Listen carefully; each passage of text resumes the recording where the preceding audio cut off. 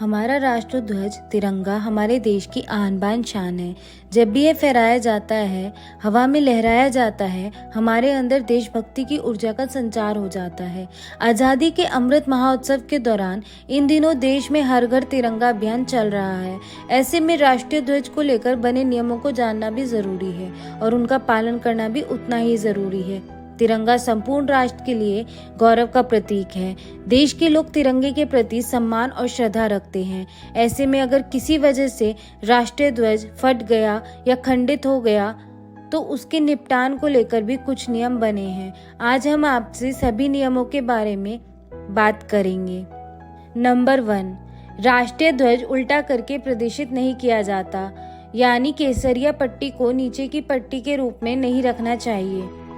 क्षतिग्रस्त या अस्त-व्यस्त राष्ट्रीय ध्वज को प्रदर्शित नहीं किया जाता। राष्ट्रीय ध्वज किसी भी व्यक्ति या वस्तु को सलामी देते समय नीचे नहीं झुकना चाहिए।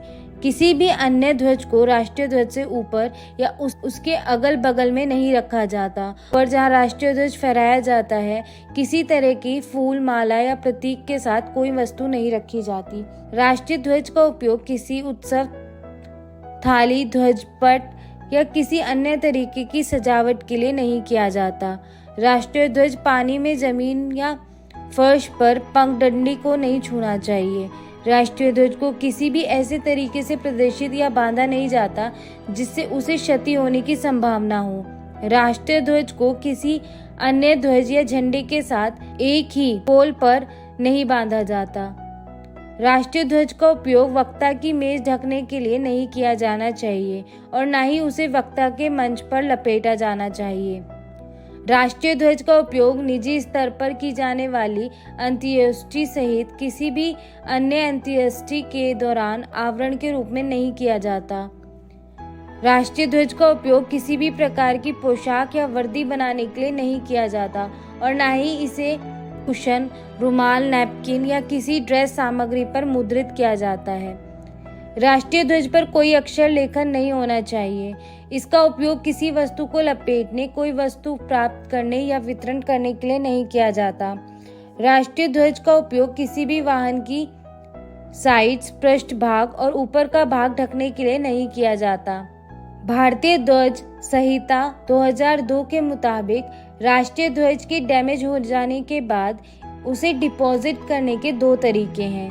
या तो आप उसे दफना सकते हैं या जला सकते हैं। किसी भी प्रक्रिया को चुनते वक्त सख्त नियमों का पालन करना पड़ता है। झंडों को दफनाने के लिए सभी डैमेज हुए, माने क्षतिग्रस्त झंडों को लकड़ी के बक्से में इकट्ठा किया जाता है। फिर इन्हें ढंग से तह कर बॉक्स में रखा जाता है। फिर उसी बॉक्स को जमीन में गाड़ा जाता है। झंडा जमीन में दफनाने के बाद कुछ देर मौन रखना होता है। इस प्रक्रिया को करते समय शांतिपूर्ण वातावरण होना चाहिए। दूसरा तरीका है झंडे को जलाना। जलाने के लिए एक सुरक्षित जगह चुनें और उसे साफ करें। झंडे को ढंग से तह करें, आग लगाएं और ध्यान से तह किए झंडे को आग की लपटों के बीच में रख दें। भारतीय ध्वजा को जलाने का उचित तरीका है आग लगाना और सामान सहित तह किए झंडे को आग में रख देना। झंडे को बगैर मोड़े सीधा जला देना या उसे सिर से जला देना कानूनी अपराध है। इस बात का खास ख्याल रखा जाना चाहिए कि राष्ट्रीय ध्वज न्याय, स्वतंत्रता, निष्ठा और देश के गर्व का प्रतीक है। इसलिए डिस्पोज करते वक्त इसकी गरिमा को बनाए रखना जरूरी है। तो इतनी अधिक मात्रा में झंडों को जलाना या डिस्पोज करने का आसान तरीका है आदरपूर्ण दफनाना। आदरपूर्ण दफनाया भी जा सकता है, पर उसके लिए एक लकड़ी का बॉक्स होना अनिवार्य है। कृपया करके इन रूल्स का पालन करें, अपने देश की गरिमा बनाए रखें। ये मैसेज ज्यादा से ज्यादा लोगों को शेयर करें। जय हिंद।